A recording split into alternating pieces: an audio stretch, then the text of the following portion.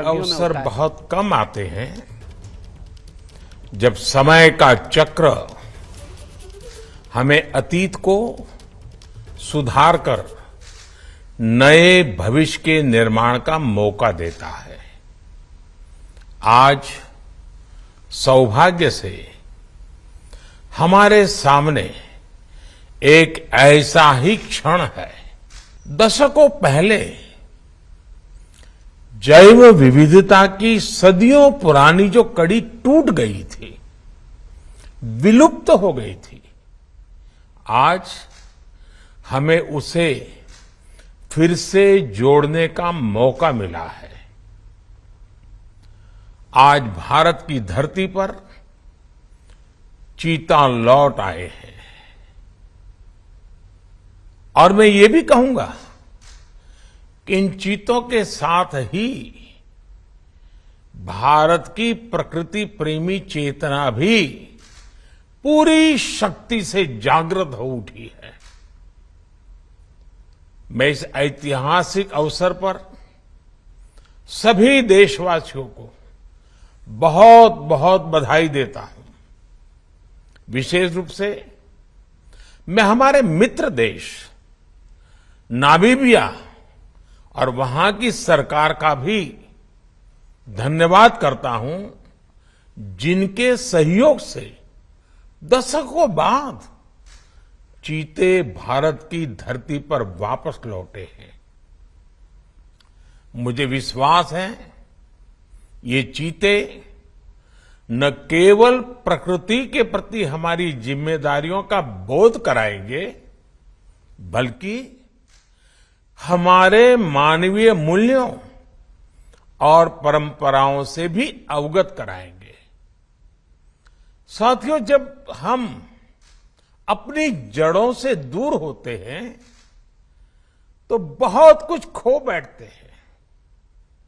इसलिए ही आजादी के इस अमृत काल में हमने अपनी विरासत पर गर्व और गुलामी की मानसिकता से मुक्ति जैसे पंच प्राणों के महत्व को दोहराया है। पिछली सदियों में हमने वो समय भी देखा है जब प्रकृति के दोहन को शक्ति प्रदर्शन और आधुनिकता का प्रतीक मान लिया गया था। 1947 में जब देश में केवल आखिरी 3 चीते बचे थे तो उनका भी साल के जंगलों में निष्ठुरता व गैर जिम्मेदारी से शिकार कर लिया गया। ये दुर्भाग्य रहा कि हमने 1952 में चीतों को देश से विलुप्त तो घोषित कर दिया, लेकिन उनके पुनर्वास के लिए दशकों तक कोई सार्थक प्रयास नहीं हुआ।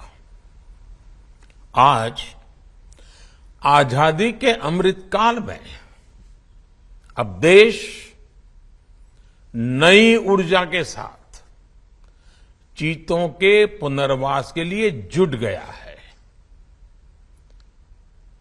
अमृत में तो वो सामर्थ्य होता है जो मृत को भी पुनर्जीवित कर देता है। मुझे खुशी है कि आजादी के अमृत काल में कर्तव्य और विश्वास का ये अमृत हमारी विरासत को, हमारी धरोहरों को और अब चीतों को भी भारत की धरती पर पुनर्जीवित कर रहा है। इसके पीछे हमारी वर्षों की मेहनत है। एक ऐसा कार्य राजनीतिक दृष्टि से जिसे कोई महत्व नहीं देता, उसके पीछे भी हमने भरपूर ऊर्जा लगाई। इसके पीछे एक विस्तृत चीता एक्शन प्लान तैयार किया गया। हमारे वैज्ञानिकों ने लंबी रिसर्च की, साउथ अफ्रीकन और नामीबियाई एक्सपर्ट के साथ मिलकर काम किया। हमारी टीम्स वहां गई, वहां के एक्सपर्ट भी भारत आए। पूरे देश में चीतों के लिए सबसे उपयुक्त क्षेत्र के लिए वैज्ञानिक सर्वे किए गए और तब कूनो नेशनल पार्क को इस शुभ शुरुआत के लिए चुना गया। और आज हमारी वो मेहनत परिणाम के रूप में हमारे सामने है। साथियों, ये बात सही है कि जब प्रकृति और पर्यावरण का संरक्षण होता है तो हमारा भविष्य भी सुरक्षित होता है, विकास और समृद्धि के रास्ते भी खुलते हैं। कूनो नेशनल पार्क में जब चीता फिर से दौड़ेंगे तो यहां का ग्रासलैंड इकोसिस्टम फिर से रिस्टोर होगा, बायोडायवर्सिटी और बढ़ेगी। आने वाले दिनों में यहां इको टूरिज्म भी बढ़ेगा, यहां विकास की नई संभावनाएं जन्म लेगी, रोजगार के अवसर बढ़ेंगे। लेकिन साथियों, मैं आज आपसे सभी देशवासियों से एक आग्रह भी करना चाहता हूं। कूनो नेशनल पार्क में छोड़े गए चीतों को देखने के लिए देशवासियों को कुछ महीने का धैर्य दिखाना होगा, इंतजार करना होगा, सहयोग करना होगा। आज ये चीते मेहमान बनकर आए हैं, इस क्षेत्र से अनजान है। कूनो नेशनल पार्क को ये चीते अपना घर बना पाए, इसके लिए हमें इन चीतों को भी कुछ महीने का समय देना होगा। अंतर्राष्ट्रीय गाइडलाइंस पर चलते हुए भारत इन चीतों को बसाने की पूरी कोशिश कर रहा है। हमें अपने प्रयासों को विफल नहीं होने देना है। साथियों, दुनिया आज जब प्रकृति और पर्यावरण की ओर देखती है तो सस्टेनेबल डेवलपमेंट की बात करती है, लेकिन प्रकृति और पर्यावरण, पशु और पक्षी भारत के लिए एक केवल सस्टेनेबिलिटी और सिक्योरिटी के विषय ही सिर्फ है ऐसा नहीं है। हमारे लिए ये हमारी सेंसिबिलिटी और स्पिरिचुअलिटी का भी आधार है। हम वो लोग हैं जिनका सांस्कृतिक अस्तित्व सर्वम खल्विदम ब्रह्म इस मंत्र पर टिका हुआ है। अर्थात संसार में पशु, पक्षी, पेड़, पौधे, जड़, चेतन जो कुछ भी है वो ईश्वर का ही स्वरूप है, हमारा अपना ही विस्तार है। हम वो लोग हैं जो कहते हैं परम परोपकारार्थम यो जीवति सह जीवति, अर्थात खुद के फायदे को ध्यान में रख करके जीना वास्तविक जीवन नहीं है। वास्तविक जीवन वो जीता है जो परोपकार के लिए जीता है। इसलिए हम जब खुद भोजन करते हैं उसके पहले पशु पक्षियों के लिए अन्न निकालते हैं। हमारे आसपास रहने वाले छोटे से छोटे जीव की भी चिंता करना हमें सिखाया जाता है, बचपन से सिखाया जाता है। हमारे संस्कार ऐसे हैं कि कहीं अकारण किसी जीव का जीवन चला जाए तो हम अपराध बोध से भर जाते हैं। फिर किसी पूरी जीव जाति का अस्तित्व ही अगर हमारी वजह से मिट जाए, ये हमें कैसे स्वीकार हो सकता है? आप सोचिए, हमारे यहां कितने ही बच्चों को ये पता तक नहीं होता है कि जिस चीता के बारे में सुनकर वो बड़े हो रहे हैं, वो उनके देश से पिछली शताब्दी में ही लुप्त हो चुके हैं।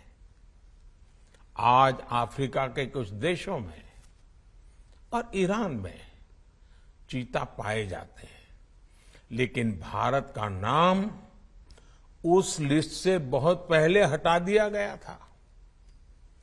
आने वाले वर्षों में बच्चों को इस विडंबना से नहीं गुजरना पड़ेगा। मुझे विश्वास है वो चीता को अपने ही देश में कूनो नेशनल पार्क में दौड़ता देख पाएंगे। चीता के जरिए आज हमारे जंगल और जीवन, उसका एक बड़ा शून्य भर रहा है। साथियों, आज 21वीं सदी का भारत पूरी दुनिया को संदेश दे रहा है कि इकोनॉमी और इकोलॉजी कोई विरोधाभासी क्षेत्र नहीं है। पर्यावरण की रक्षा के साथ ही देश की प्रगति भी हो सकती है। ये भारत ने दुनिया को करके दिखाया है। आज एक और हम विश्व की तेजी से बढ़ती अर्थव्यवस्था में शामिल है, तो साथ ही देश के वन क्षेत्रों का विस्तार भी तेजी से हो रहा है। साथियों, 2014 में हमारी सरकार बनने के बाद से देश में करीब करीब 250 नए संरक्षित क्षेत्र जोड़े गए हैं। हमारे यहां एशियाई शेरों की संख्या में भी बड़ा इजाफा हुआ है। आज गुजरात देश में एशियाई शेरों का बड़ा क्षेत्र बनकर उभरा है। इसके पीछे दशकों की मेहनत, रिसर्च बेस्ड पॉलिसीज और जन भागीदारी की बड़ी भूमिका है। मुझे याद है, हमने गुजरात में एक संकल्प लिया था, हम जंगली जीवों के लिए सम्मान बढ़ाएंगे और संघर्ष घटाएंगे। आज उस सोच का प्रभाव परिणाम के रूप में हमारे सामने है। देश में भी टाइगर्स की संख्या को दोगुना करने का जो लक्ष्य तय किया गया था, हमने उसे समय से पहले हासिल किया है। असम में एक समय एक सींग वाले गैंडों का अस्तित्व खतरे में पड़ने लगा था, लेकिन आज उनकी भी संख्या में वृद्धि हुई है। हाथियों की संख्या भी पिछले वर्षों में बढ़कर 30,000 से ज्यादा हो गई है। भाई और बहनों, देश में प्रकृति और पर्यावरण के दृष्टिकोण से जो एक और बड़ा काम हुआ है, वो है वेटलैंड का विस्तार। भारत ही नहीं, पूरी दुनिया में करोड़ों लोगों का जीवन और उनकी जरूरतें वेटलैंड इकोलॉजी पर निर्भर करती हैं। आज देश में 75 वेटलैंड्स को रामसर साइट्स के रूप में घोषित किया गया है, जिनमें 26 साइट्स पिछले 4 वर्षों में ही जोड़ी गई हैं। देश के इन प्रयासों का प्रभाव आने वाली सदियों तक दिखेगा और प्रगति के नए पथ प्रशस्त करेगा। साथियों, आज हमें वैश्विक समस्याओं को, समाधानों को और यहां तक कि अपने जीवन को भी होलिस्टिक वे में देखने की जरूरत है। इसलिए आज भारत ने विश्व के ये लाइफ, LIFE, लाइफ यानी लाइफस्टाइल फॉर द एनवायरमेंट जैसा जीवन मंत्र दिया है। आज इंटरनेशनल सोलर अलायंस जैसे प्रयासों के द्वारा भारत दुनिया को एक मंच दे रहा है, एक दृष्टि दे रहा है। इन प्रयासों की सफलता दुनिया की दिशा और भविष्य तय करेगी। इसलिए आज समय है कि हम ग्लोबल चुनौतियों को दुनिया की नहीं, अपनी व्यक्तिगत चुनौती भी माने। हमारे जीवन में एक छोटा सा बदलाव पूरी पृथ्वी के भविष्य के लिए एक आधार बन सकता है। मुझे विश्वास है भारत के प्रयास और परंपराएं इस दिशा में पूरी मानवता का पथ प्रदर्शन करेगी, बेहतर विश्व के सपने को ताकत देगी। इसी विश्वास के साथ आप सभी को इस मूल्यवान समय पर, ऐतिहासिक समय पर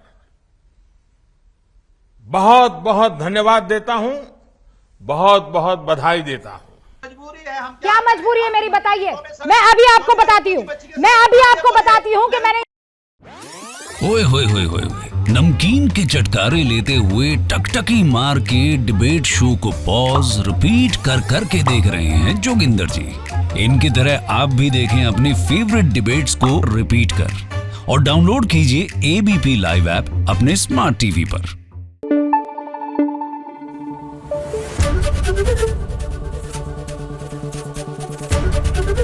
ABP न्यूज आपको रखे आगे।